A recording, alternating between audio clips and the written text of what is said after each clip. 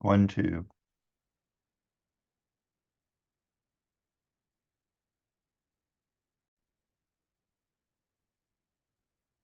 Okay, I'm going to go ahead and begin, and the others can join us when they're able to log in. Tonight, this is lesson 7 on the missionary Paul and his relationship to the mission churches that he established. And so let's begin with prayer. Heavenly Father, thank you that we can gather this evening. We pray that you would instruct us, looking at the principles that are that we derive from the Apostle Paul's ministry. Help us to apply these things to our work for the spread of your gospel. Be with us, be with our brothers as they are joining us, or those who are not able to join us this evening. We ask it in Jesus' name. Amen. All right, we are in lesson number 7, dealing with the relationship of the Apostle Paul to the mission churches that were established. And yeah, all right, that's not the screen I want. Let's go to the other one. There we go. So share that.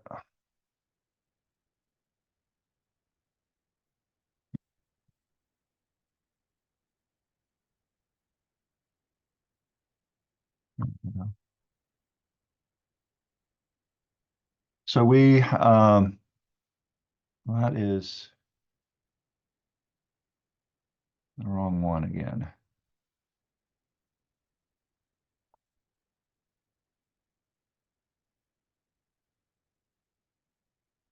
Not this one.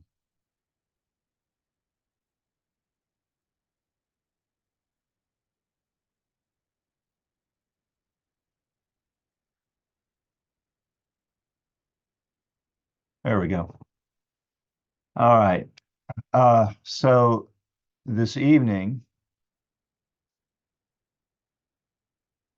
as we look at the relationship of the Apostle Paul to the mission churches, we're going to focus on several things. One, we're going to talk about Paul's relationship with the churches that he founded. We're going to have an emphasis on the church's authority and independence, the local church's authority and independence. And then we'll look at Paul's mission, which is aimed at promoting the autonomy and the authority of the local church. Oftentimes, we talk about the churches would be self-governing. They would be self-propagating, that is, that they would be spreading the gospel themselves, and they would be self-supporting, that is, that they are not dependent upon outside assistance financially to conduct their ministry. That is the goal for any congregation, to be self-governing, to be self-supporting, and to be self-propagating.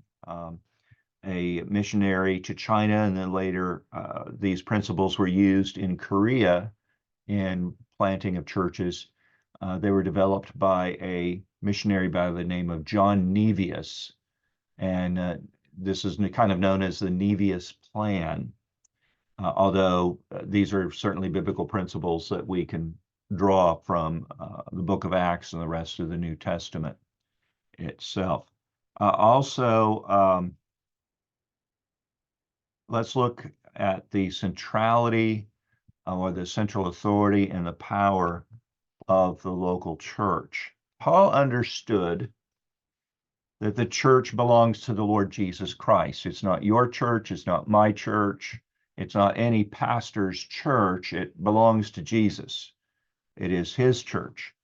And it is through the church, this is the principal structure through which Christ continues his revelation and presence in the world. So the Apostle Paul applied this principle in how he carried out his work. Even though Paul was called directly by Christ as an apostle, Paul did not depart from this mission work until Christ through the Holy Spirit has set him apart through the local church. You remember at Antioch, while those are praying, and the Holy Spirit says, "Set apart for me Paul and Barnabas for this work." Paul always worked with the church. In Acts chapter 13, which I just alluded to. Now in the church there, that was at Antioch, there were certain prophets and teachers.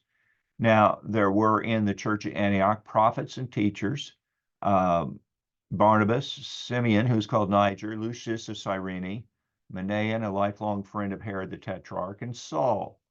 While they were worshiping the Lord and fasting, the Holy Spirit said, "Set apart for me Barnabas and Saul for the work to which I have called them." Then after fasting and praying, they laid their hands on them and sent them off. So the Apostle Paul did not work independently. He honored the authority of the church, the authority of the church of the Lord Jesus Christ. So the Holy Spirit spoke to the church, telling the church to separate Paul and Barnabas for the work, and the church obeyed. The church fasted and prayed and laid hands on them, showing that they are set apart by God for this work. And in the Bible, the laying on of hands by the elders is a sign of commissioning and authority, but also too of the Holy Spirit's giving gifts to these men. And so this mission of Paul is based upon the church's authority and Christ's direct commissioning of him. And so that stresses the centrality of the church, pardon me, in missions.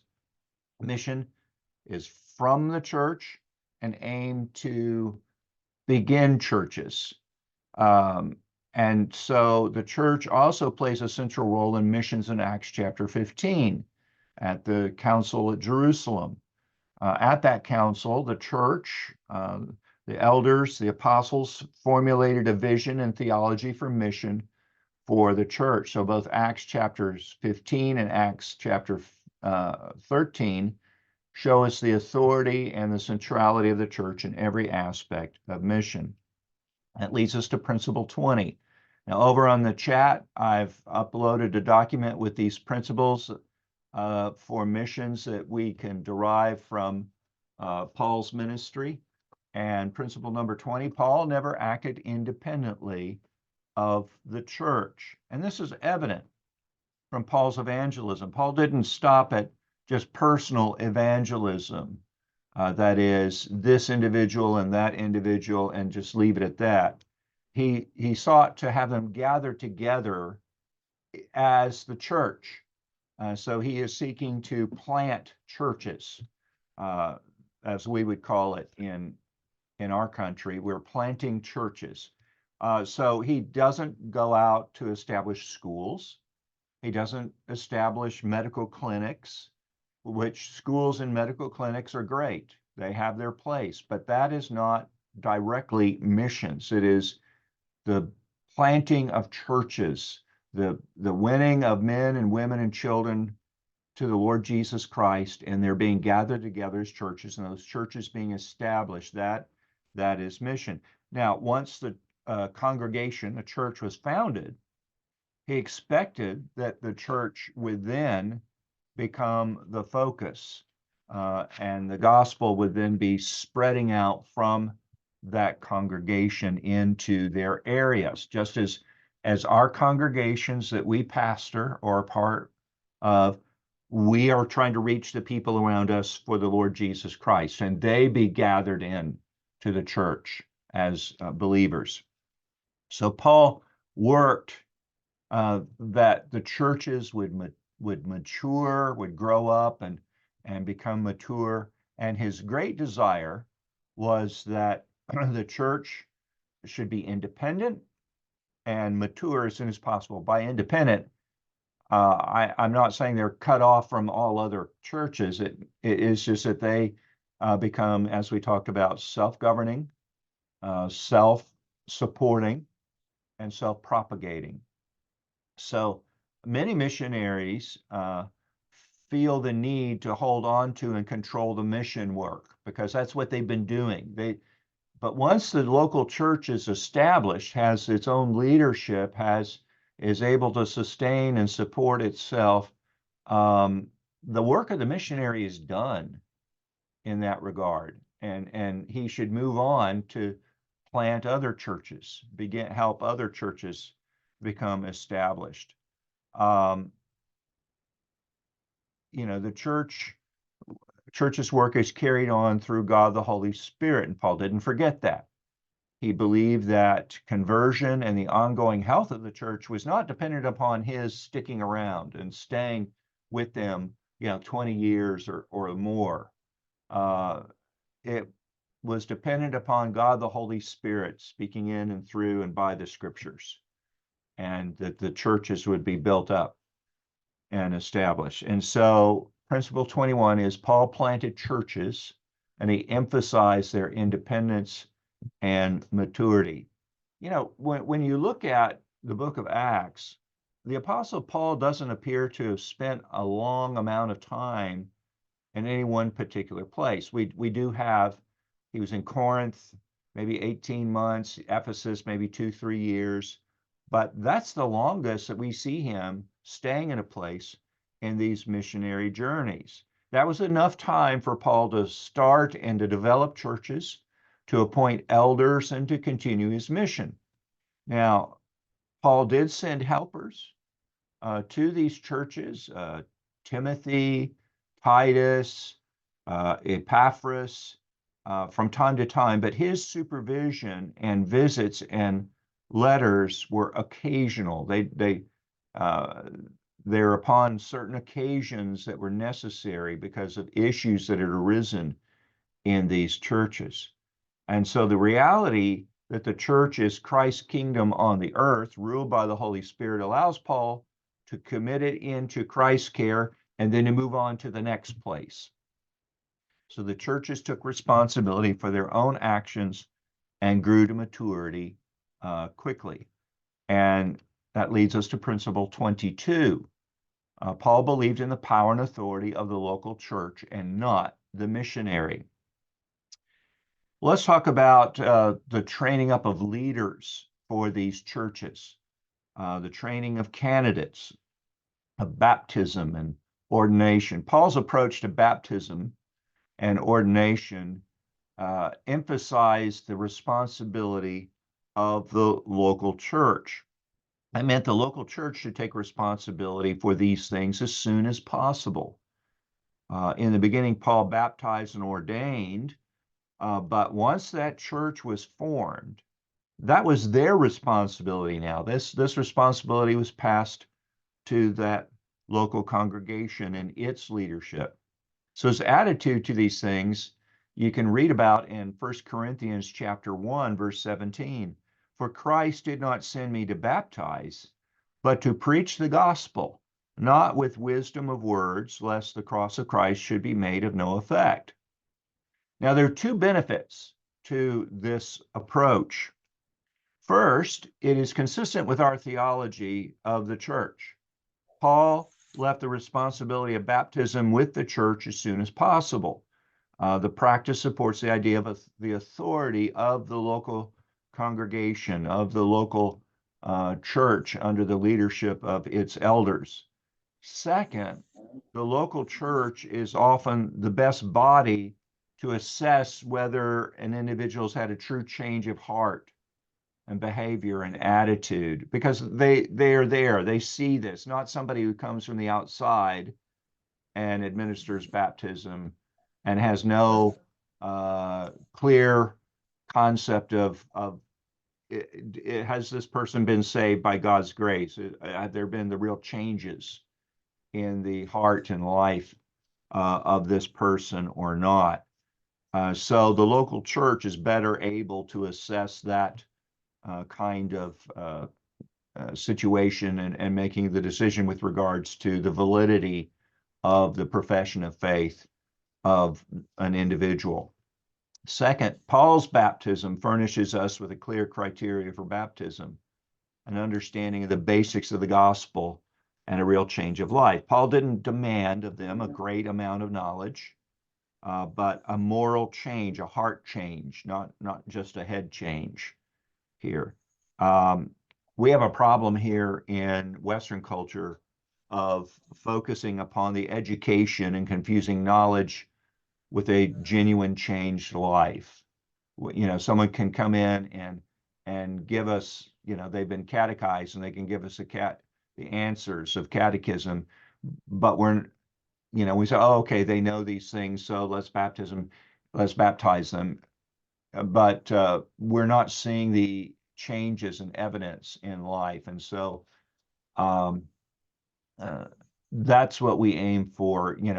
Is it what is here in the head, the knowledge they have, has it moved to the heart? Has there been that genuine change in them? And so within the community of a local congregation, those kinds of life changes are easier to see than we see, let's say, in large modern churches here. There are some churches here in the United States that have several thousand members. In Korea, there's some churches that are 250,000 people in the congregation. That's awfully hard to be able to assess the genuine change of the life of the individual in those kinds of contexts. Now, to establish churches, Paul appointed elders. The elders were the pillars of the church. They were vital to her health. Here's a general principle. It's not in these lists, but as the maturity of the elders goes, so goes the church. A congregation will not rise above the spiritual level of her elders, because the elders are the ones who are setting the example, who are seeking to instruct the people in the Word of God. They're showing this in their lives. They're helping to equip the saints for the work of ministry. And so if you're going into a place and you're planting to establish a church, you're going to spend most of your time training those elders and to make sure that they are going to be strong men in the Lord, in faith, in obedience to Christ's word, and the example of life and their ability to teach God's people. And they are teaching God's people, and they are encouraging, and they're leading by their example and being faithful witnesses for Christ and sharing the gospel with people.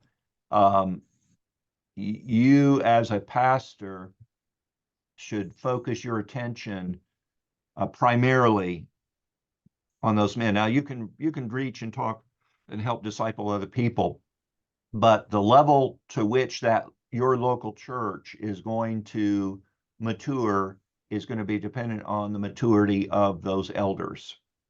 And so these elders are to be strengthened. The strengthen the church in Crete, Titus was sent by the Apostle Paul to appoint elders in every city. So Paul committed the church in Ephesus into the hands of the elders in Acts chapter 20. The elders are to shepherd, they are to lead, they are to teach the congregations. And so Paul always ordains several elders, not just one in a place, but several in a place. Now, you need to be careful that you don't appoint several elders in a place and you have maybe only one or two men who are biblically qualified, and you think you've got to have others to complete that. No. If there are only two men who are biblically qualified, those are the two men at that time that are ordained and are ruling as elders, and you work and pray for the Lord to give additional elders in a place. But the pattern that you see in the New Testament is a plurality. So authority is not just given into the hands of one man, but there are several elders together. And an elder doesn't have authority in and of himself.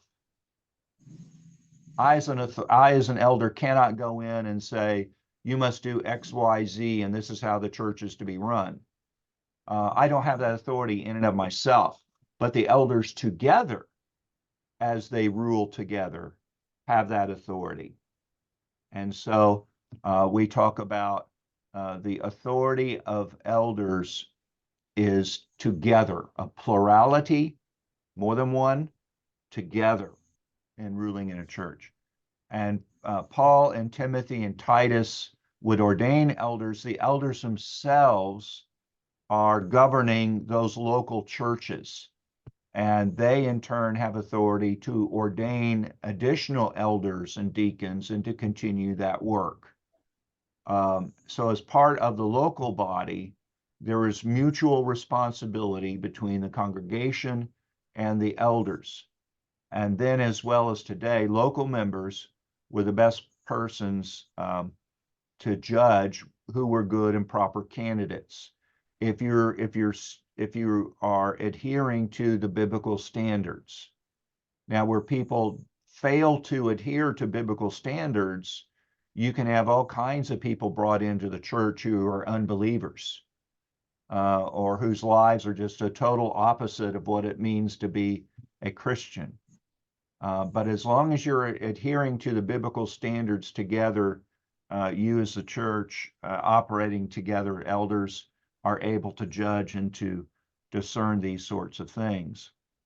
And so a list of criteria that are necessary for men to be elders and deacons in the church, you can see in Titus and in Timothy. In Titus chapter 1 and 1 Timothy chapter 3. And so, and it's not like you have a guy who maybe you have 7 criteria and he maybe meets 5. They have to meet all 7. Now, it may not be perfect in all those areas. They're growing in them, but you have to see and discern, are all of these things, these are the characteristics of one who would be called to be an elder. And so we train them to the standard of the scriptures. We focus upon that, but it's not just a head knowledge of the scriptures, but are they living this out for God's glory? And so this need to train to the standard of the scriptures and to look for this maturity in them means that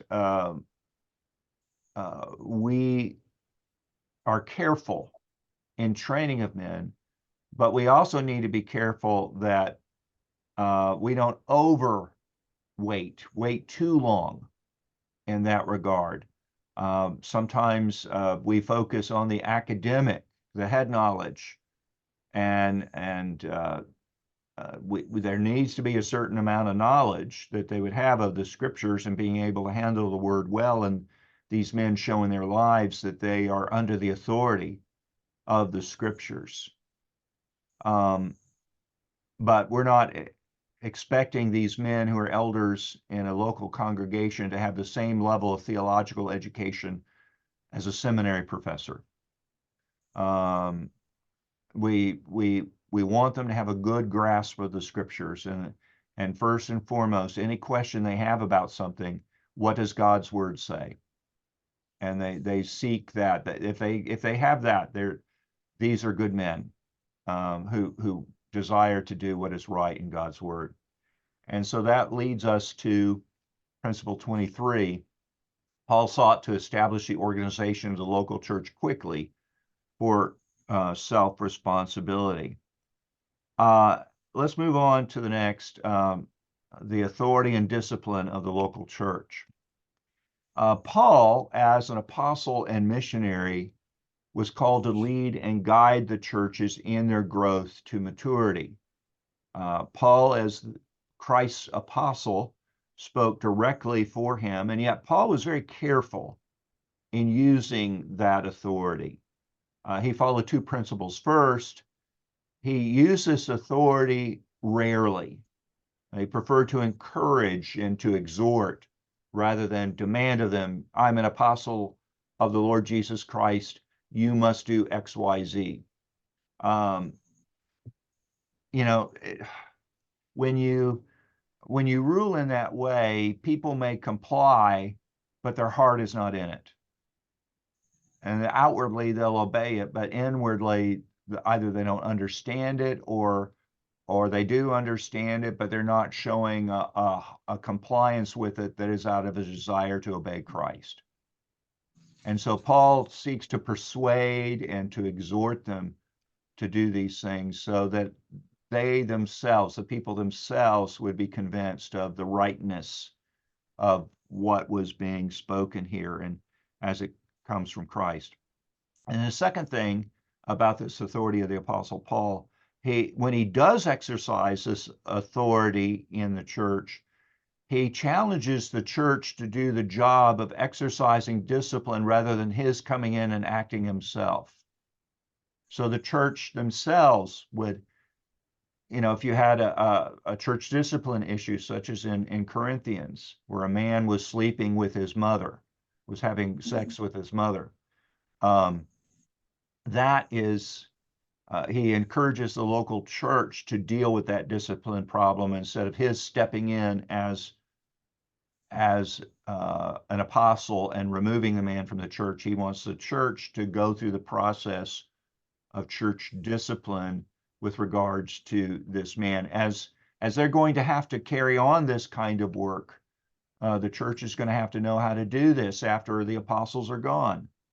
And so this is something that he encourages them. So he uses this apostolic authority sparingly. These two ideas flow from the idea that the power of the church is to be vested in the local body itself and not in the missionary. Paul had, as an apostle, a direct claim to authority in the church, but he uses this very sparingly. So in most cases, when he writes to the churches, he encourages and exhorts them. Corinth is an exception. At Corinth, in the Corinthian church, matters there at the church had reached such a point where Paul has to speak more directly to them to do this. You must do this. And that leads to principle 23. He sought to establish a organization in the local church quickly for self-responsibility. That is, they deal with the problems themselves following biblical principles. And a second thing, even in the case of Corinth, he encourages the church to do its own duty. First, only threatening to act directly if they fail to do so. So he wants the Corinthian church to administer its affairs. So if the church belongs to the Lord Jesus Christ, then Christ, through his Spirit, should lead the church. If Paul had taken direct action, he would have stopped the local church from exercising its authority and responsibility, and from there, learning to obey the scriptures and to submit to the authority of Christ themselves, that experience of their doing that. It's kind of like, if let's say our children are young and they're going to school, and let's say the school is 1 kilometer away and they can walk to school, but we as a parent load them up in the car or on the back of the motorbike or whatever, or a bicycle, and we take them to school themselves. Well, when they're old enough to walk on their own and to be responsible and going to school and can do it safely, and we're still carrying them to school when they could do it themselves, we are not helping them to grow and mature.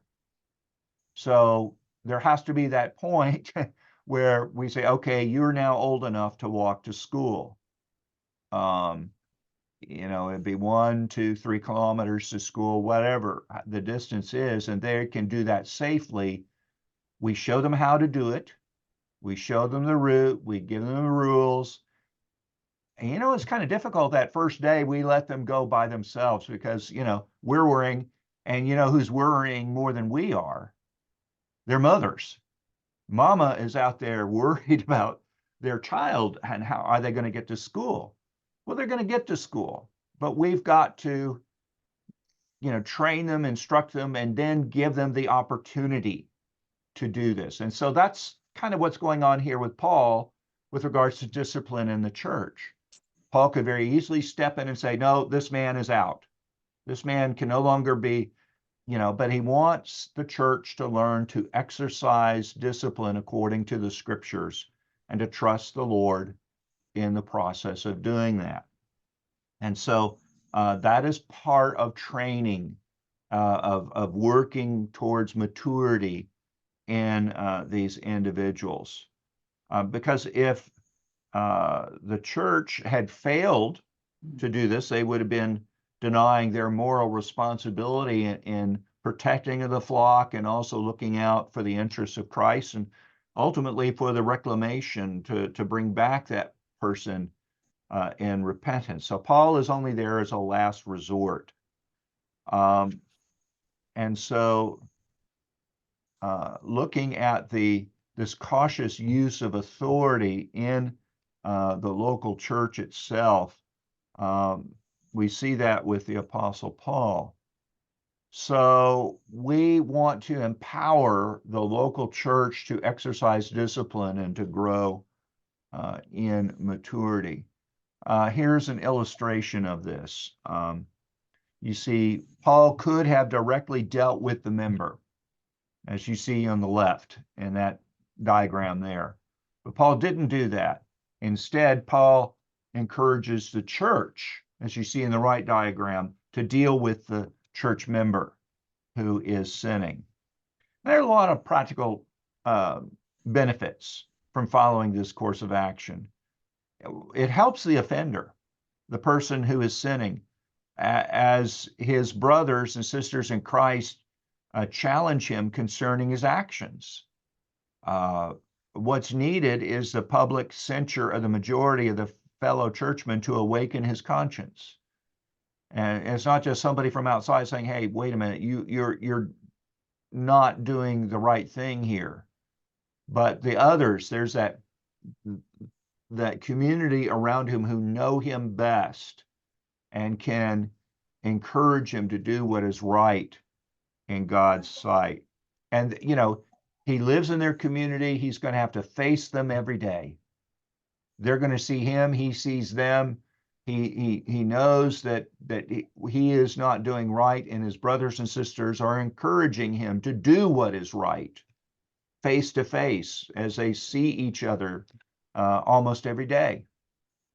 And that's a whole lot better than if Paul had come in and done the removal all by himself. Because Paul, would leave. He'd go someplace else. But to have those people, you're having to look them in the eye every day.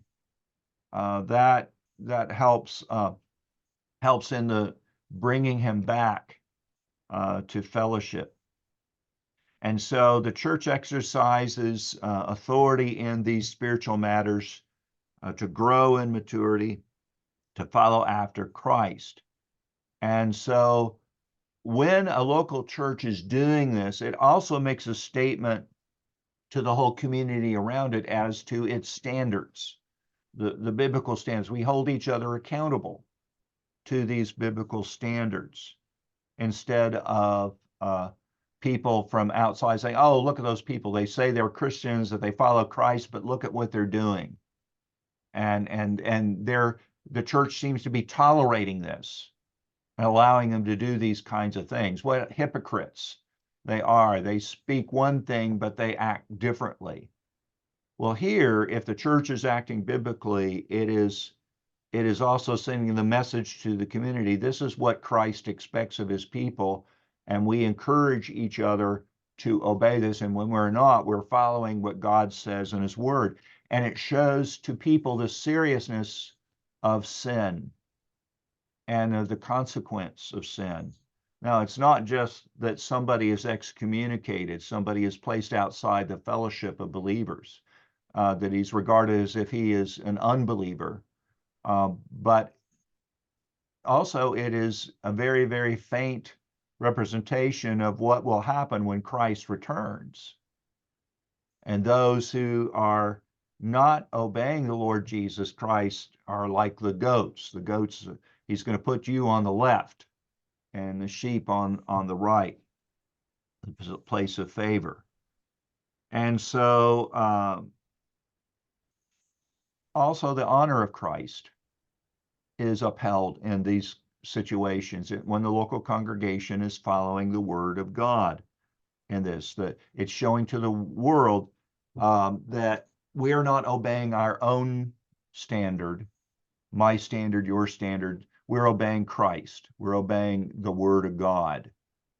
And that is what we are about as a people. So the local missionary, where we differ from the Apostle Paul, is we're not an apostle. So we can't step in to the local church and say, you're sinning, you're behaving badly, you are outside the church. We don't have that authority. And no one elder has that authority. It is the elders acting together in the church who have that authority to make that decision for Christ. So you and I cannot exercise discipline in and of ourselves. It has to be something that is done together. As in Presbyterian churches, the elders together are often called the session, or in Reformed churches, the consistory or council. Whatever your board of elders would call themselves, they are working together, acting according to God's word. And so we call the local church to work and to act with regards to discipline in the church. Let's move to the next area, and that has to do with finances. Remember, we talked about the three selves: self-governing, self-supporting is the second one, and the third we talked about is self-propagating. So on this topic of the use of funds, of money and finances in missions, particularly the need for the local church to generate and control its own funding. As a missionary, Paul is very careful about money, and he spoke of this often. Money is important in missions, as finances affect who controls things and defines relationships between the missionary and the church. And sometimes you will see people saying, "Oh, yes, I'll follow Christ. Yes, I obey God's word," and so forth and so on, in order to get something from someone else. Finances, assistance, aid, rice, roofing material for your house, education for your children, whatever. But the hearts of the people are not genuine. They're not converted to Christ. And so you need to be careful as to financial assistance and handling of money and so forth. And so how finances are organized will affect the mindset of the congregation that you're working to plant, that you're working to establish and support as a missionary. On a theological level, if the local church does not control its own funding, it will affect the autonomy and the self-government of that congregation itself. And the lordship of Christ in the church will be affected. And so let's talk about money and the missionary. Paul was careful to never burden his hearers with demands for money. There were a number of motives behind this. First, Paul, as a father, was like a like a father to these churches, and he didn't want to be a burden to them. He showed his fatherly care by refusing to burden them with his maintenance, his support, his, so what would he do? Well, he could have demanded it as an apostle, but he didn't, because he wants the local churches to be self-supporting. So when he goes to Corinth, what does he do? He works with Priscilla and Aquila making tents. That was a trade that he knew. So he would not be a burden to the local churches, but also provide the example that they should work, the people should work to support themselves, support the local church, support care of their own widows and orphans, and so forth. So 1 Corinthians 2, verses 7 through 9, but we were gentle among you, just as a nursing mother cherishes her own children, so affectionately longing for you, we were well pleased to impart to you not only the gospel of God, but also our own lives, because you had become dear to us. For you remember, brethren, our labor and toil, for laboring night and day, that we might not be a burden to any of you, we preached to you the gospel of God. Also, Paul wanted to, secondly, to avoid any appearance of making money from the gospel. At that time, there were many wandering teachers who charged for their services. I'll come and I'll teach you philosophy for a fee. And Paul chose not to do this because he showed that this was different. And some people were confused by this because they're saying, well, Paul, you're not charging for this, so something must be wrong with what you're teaching. That's how people were thinking in this. They misunderstood what he was doing here, but he chose not to do this, so it would not be a hindrance to the spread of the gospel. He doesn't want people to think, oh, he's only in it for the money. In Acts chapter 20, verses 34 and 35, you yourselves know that these hands ministered to my necessities and to those who were with me. In all things, I have shown you that by working hard in this way, we must help the weak and remember the words of the Lord Jesus, how he himself said, it is more blessed to give than to receive. So Paul wanted to give no appearance of his being covetous, of greedy for money, and especially of their money. A third thing is that Paul wishes to use his own life as an example of gospel life. So he models hard work and giving as part of his gospel call. Fourth, he doesn't take financial support from his converts in a local church. Now, some might provide food and lodging for him and so forth, but he's not in it for the money. Already back in lesson 5, we talked about the use of money. Paul self-consciously modeled the gospel here. Now, Paul would take money from churches that he has already established, but he's not actively there in those local congregations. They're helping to send money to him to support the further work of the gospel in other places. So the Church of Philippi is helping the Apostle Paul. The folks at Berea, I think, the Thessalonians, others are helping them in Corinth and Athens and in other places. Just as the churches in what is now Western Turkey would raise money and send it to Jerusalem for help and caring for people in famine. These other churches would help Paul in the advance of the gospel, but he is not taking money, he's not charging money to those people with whom he is currently involved locally. It's all from outside.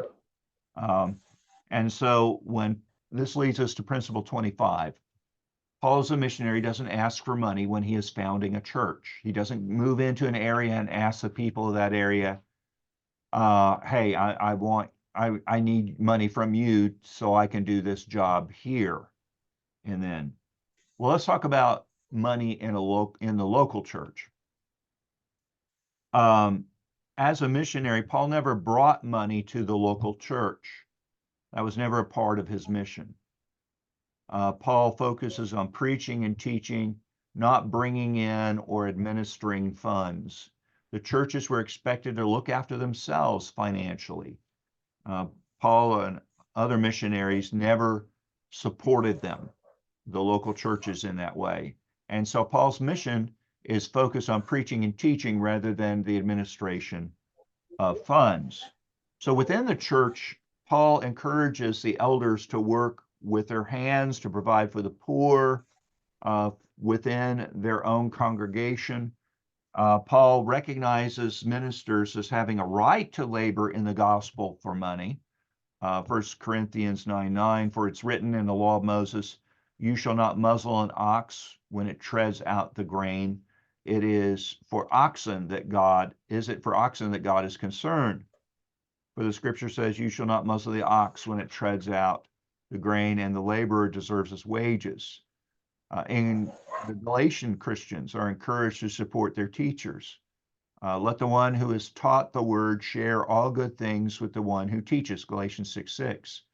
So the churches are encouraged, look out for your own poor, your widows, your orphans, folks that are struggling financially. If you can help, assist them. When extraordinary events happened, money was even sent in the case of that famine in Jerusalem that I just talked about. But that was not the norm. The norm was for the churches to be financially independent, not dependent on outside money coming to them. If God privileged a church in giving it a minister, then that local church is responsible for providing for that minister. But my church that I pastor here in South Carolina, they're responsible for funding my ministry here, but the church in another town doesn't have a responsibility for funding my ministry. They have responsibility for funding ministry in their own congregation itself.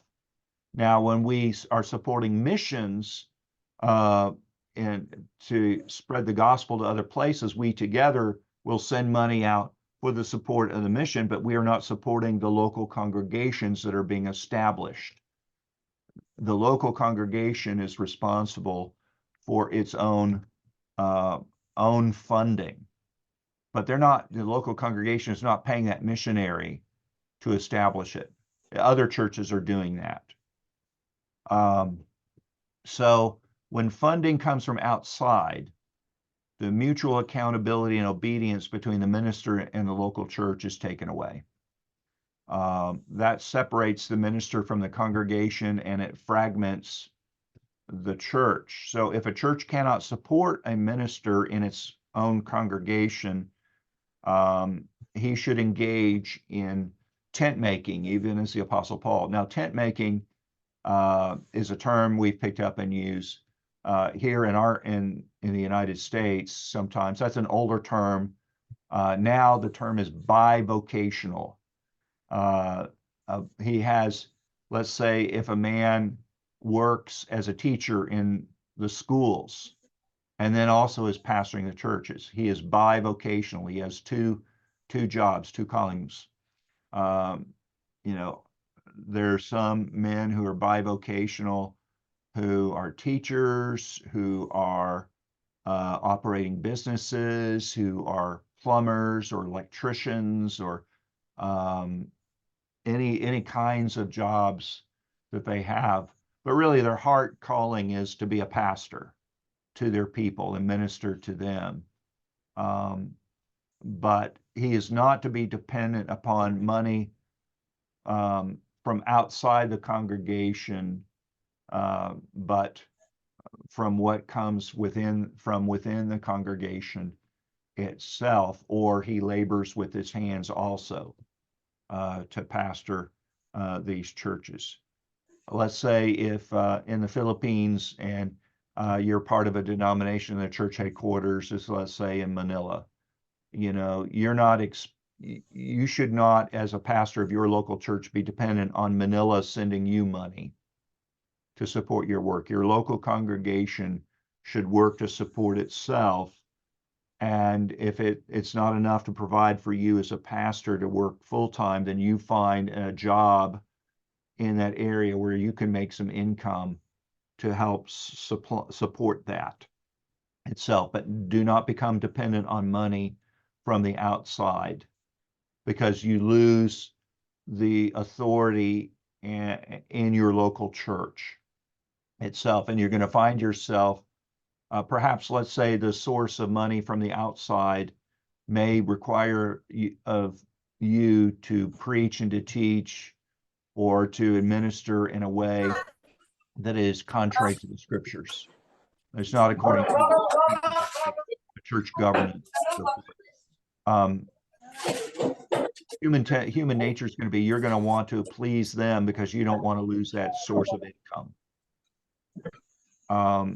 as opposed to doing things according to the scriptures. So you want to have the local church not dependent on outside money as much as possible. And so this financial relationship between the churches is such, you're going to have issues if you are dependent upon outside money coming to you.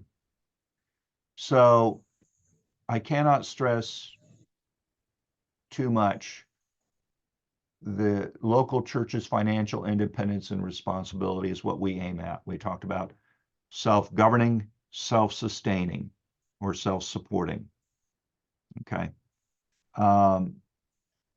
Let's talk about the financial relationship between the founding church and the mission churches themselves. Paul never took money to converts. It is true that at Paul's time, there were not rich first world, poor third world divide that you see today.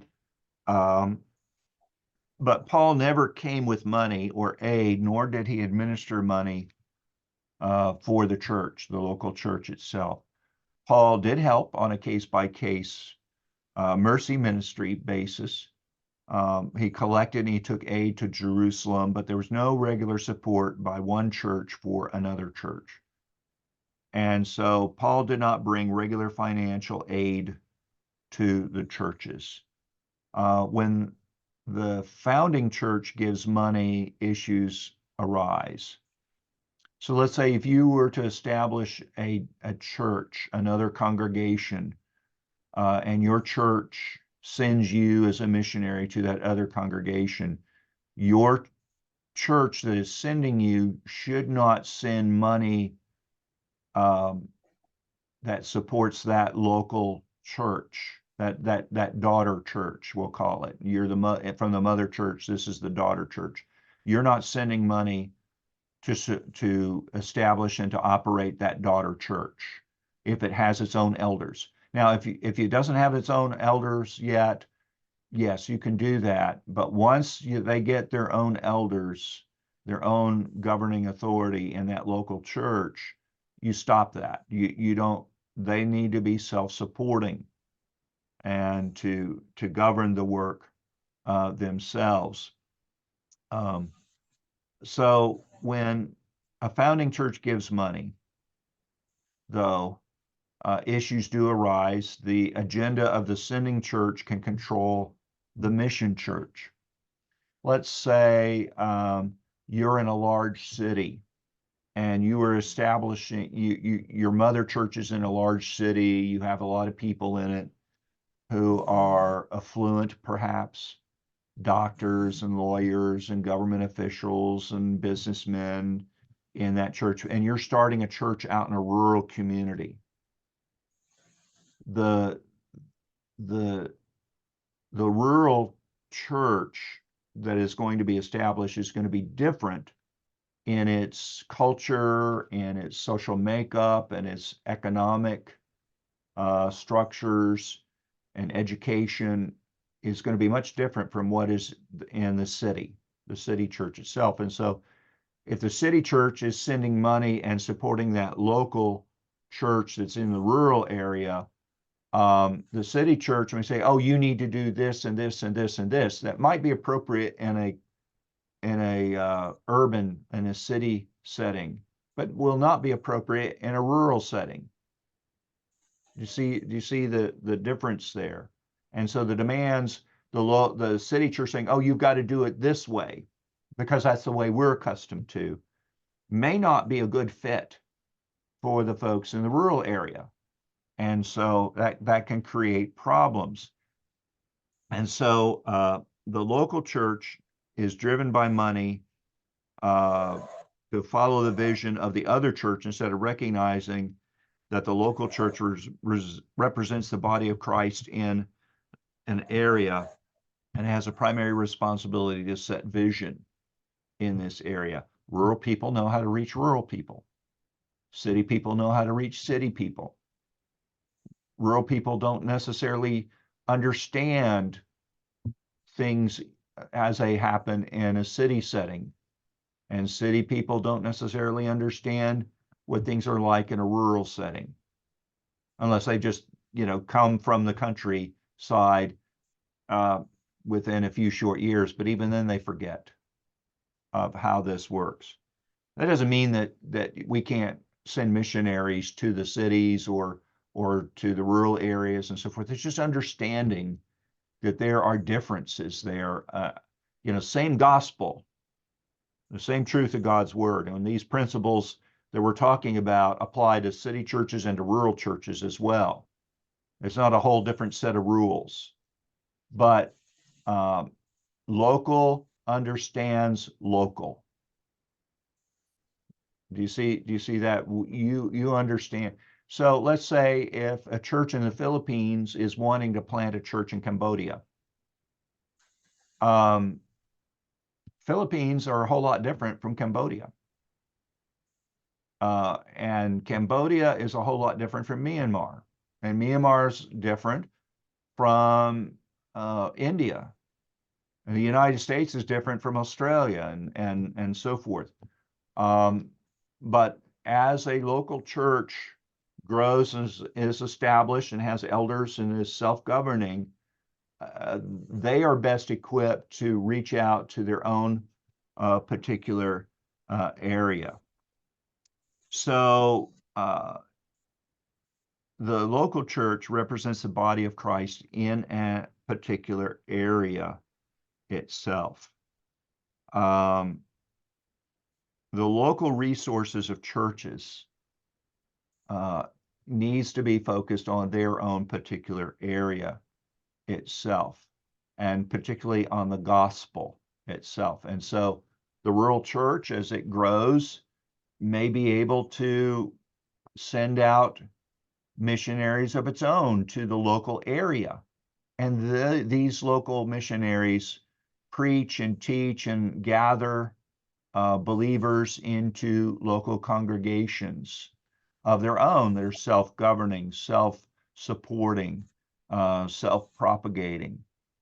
And so, and they are in turn able to make disciples and to send out missionaries. So, Jesus talked about a woman making bread, and yeast is put into the dough, and the yeast is working its way throughout the whole of the dough and her making of the bread. Well, in that way, this is how the gospel is going out and working its way throughout a region and throughout a country and throughout the world itself.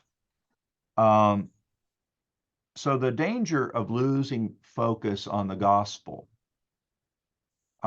is as old as the church itself. Some churches will say, okay, we're going to build hospitals and we're going to build medical clinics and we're going to build schools. Schools and hospitals and clinics are good things, but they are not the primary mission of the church. Christians may gather together to build hospitals or clinics or schools, certainly, but that is not the church's role. The church's primary role is the gospel, preaching and teaching the gospel of the Lord Jesus Christ in a place and going to the next place to do that as well. But sometimes churches lose focus, and they're all about building buildings and building schools and and they lose sight of the primary work of preaching and teaching the gospel. And so the use of money and can also, if we're misusing money, misplaces our witness. So the focus on buildings and material things that are seen as important to us as Westerners represents the essence of what is important in ministry. Now, it's easy to look at buildings, to look at, we have a Christian school here, we have a hospital, we have a clinic, and that's something tangible, something we can see, but we don't see the evidence of changed hearts in people. You can't take a photograph of that. You can't take a photograph of someone walking in obedience to Christ and to his word. You can take a picture of a building, but you can't take a picture of a changed heart. And so it's easy for us when we're looking at, oh, the gospel's advancing. Look, they're building schools, they're building hospitals and so forth. No, not necessarily. It just means hospitals and schools are being built, but are lives being changed by the power of the gospel? That's the question in this. And we have to be careful that we don't lose focus on that. So the primary importance is the word and God's Spirit and prayer. Pray, pray, pray, pray, pray that God would work, that God would move hearts, that God would conform us more and more to Christ Jesus. And so the success of gospel ministry is not dependent on the amount of money that it might have, but upon the Spirit. Not by our power, not by our might, but by God's Spirit. And that is what's important. And so we must bring this sense of prayer and dependence upon the Lord to our people.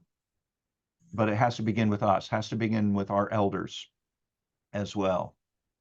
And if we're doing this, God's work done God's way will never fail for God's supply, for God's providing for that work, if we trust him in doing this for his glory. And so this principle here has an impact on us as elders, on us as ministers of the gospel. The Apostle Paul demands quite a bit from the local churches. He has high expectations for them in terms of commitment and living according to the terms of God's word. We have the most important task of bringing people into God's kingdom, of worshipers of the living and true God, and are spreading this gospel throughout the world. Paul expects that those in the new mission church would live as Christians in this world. Now, he's not expecting of them perfection. He understands some of them are just still quite new in the faith, but are they growing more and more, maturing in the Lord Jesus Christ? That's what we should be aiming for in any work that we are engaged in, but particularly as well in planting of new churches, and not to make any exceptions. This is the standard. Everyone is held to this standard. Everyone must meet this standard for the glory of God. We are all to present our bodies as living sacrifices for our Lord Jesus Christ. Paul expects of God's people in these churches a total commitment to him.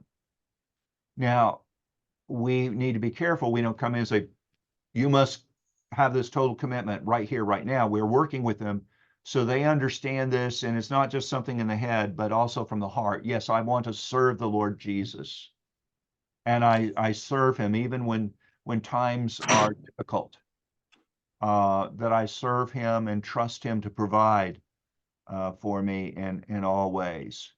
That this involves evangelism, spiritual growth, and giving and practical support from the churches, and for them to labor in prayer. And when we're planting of new churches, it's important that we make these kinds of demands upon new churches. The new mission church is not considered a lower standard. They're held to the same standard as everyone, and they learn to depend upon Christ. And so the church is central to missions. The missionary is an agent of the church, and his aim should be to establish new churches. And so his model in the role of missionary and his conduct towards the church in questions of authority and discipline and oversight on finances is critical, that we understand these principles from the scriptures that we look at from the life of the Apostle Paul, and we learn to apply them in our particular situations where we are laboring. So this relationship between the missionary and the mission church is very important. Paul gave a great deal of responsibility and power and authority to the local churches, even to relatively young churches. That's kind of hard to see and to do, but you want them to do things right according to God's word. And we do this because we believe that the church is only founded and kept and maintained and can only grow through the work of God's Spirit in them. Not by my efforts, not by your efforts, but by his efforts will the church grow. We need to be obedient to this word and to labor to establish it. Some of you may be in situations where you are in a church that doesn't have elders yet, isn't self-governing as yet, isn't self-supporting as yet, isn't self-propagating as yet.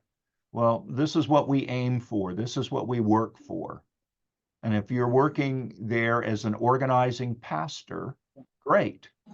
That is a wonderful role for you to be in.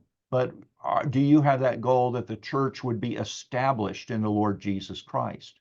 And once it's established and it has its own elders and is self-supporting and is looking to reach out with the gospel, to be self-propagating, you need to ask yourself the question, do I need to remain here as their pastor, or is God going to send me to establish another church?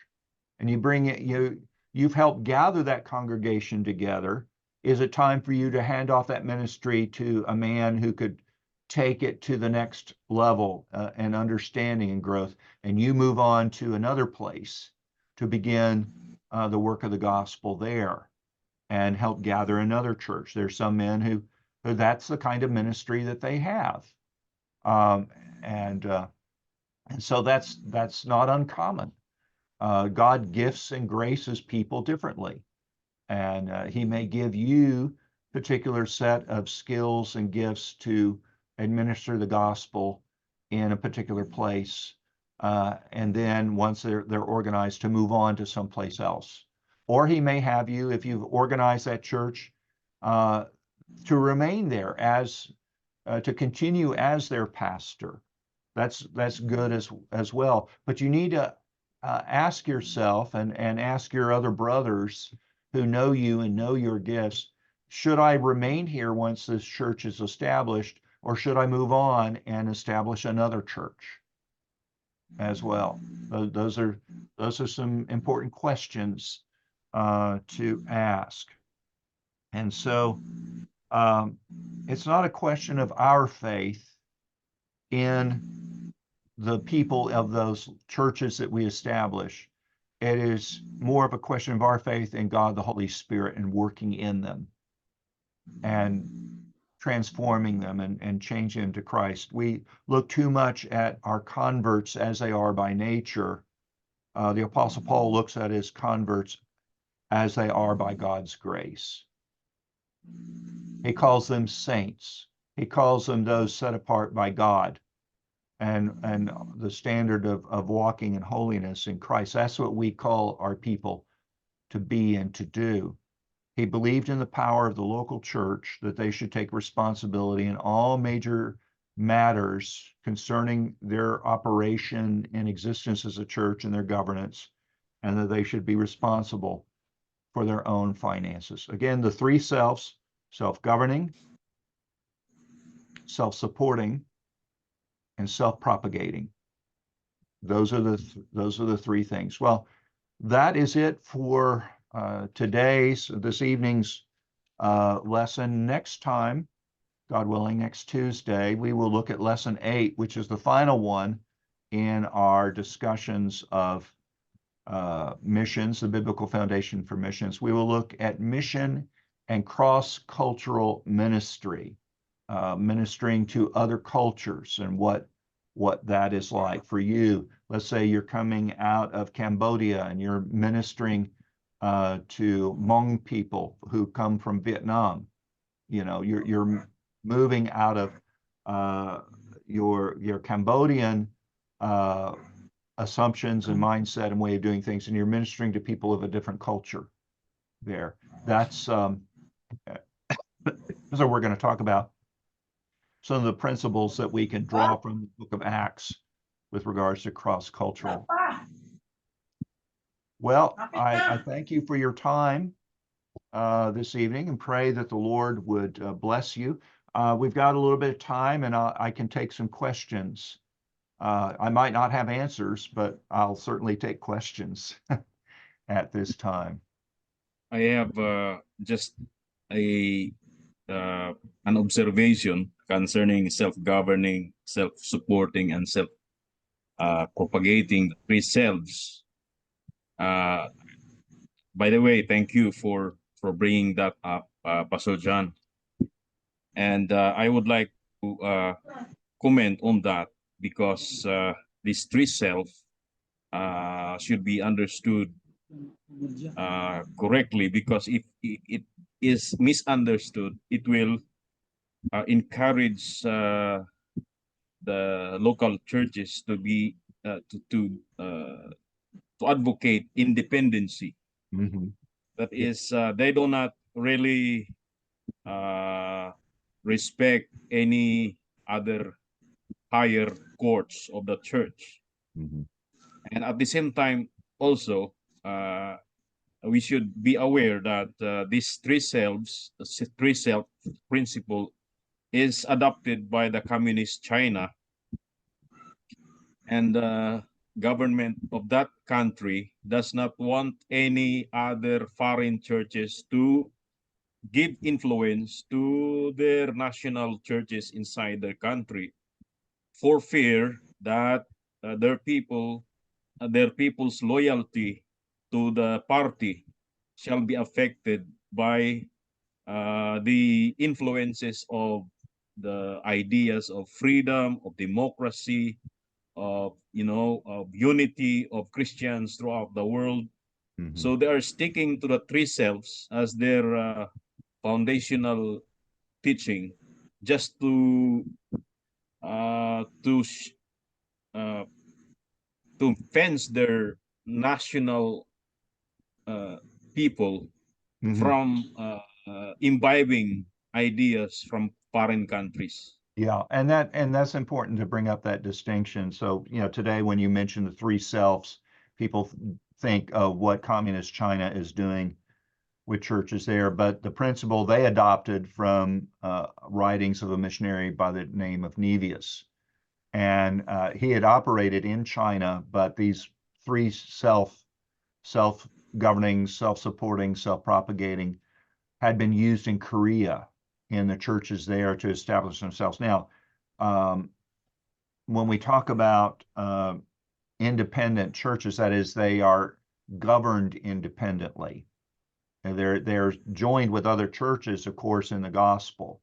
And, you know, in Presbyterianism, our churches are connected with each other as together. But the elders of one congregation do not rule over another congregation. And so that's what this plan. But yes, that's important to bring up, Rocky, that it's not where these churches are completely isolated off to themselves. They are connected with one another, but it means that the elders of my congregation are governing in my congregation, and they're not governing in your congregation as well. Now, sometimes we'll have a situation where a church has fallen on some difficult times. Maybe their elders, some of them have gotten quite elderly, or no longer able to fulfill the duties of their office.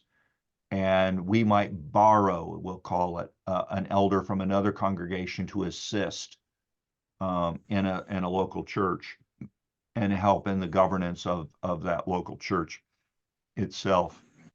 And to help fulfill those, they help augment the current elders of a particular church itself. But even bringing in of that man from outside to assist, the congregation votes whether to have that man operate in this way or not. It's not something that's imposed upon them from outside. That's all part of the self-governing aspect of church governance. But that's a very important point to bring up about the Three Self movement in China. Yeah. Any other questions or comments?